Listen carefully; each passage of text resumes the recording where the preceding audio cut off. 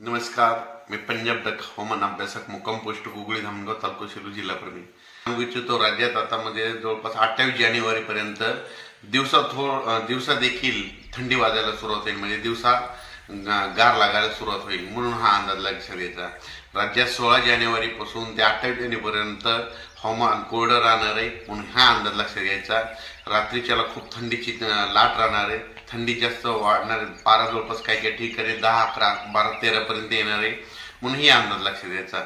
पण त्याच्यानंतर दिवसा देखील म्हणजे उत्तरेकडे म्हणजे दिल्ली हरियाणा भागामध्ये उत्तरेकडे तीव्र थंडीची लाट असल्यामुळं ती उत्तरेकडे वारे वाहत असल्यामुळं आता राज्यामध्ये आपल्या थंडीमध्ये वाढ होणार आहे, म्हणून ही अंदाज लक्षात घ्यायचा।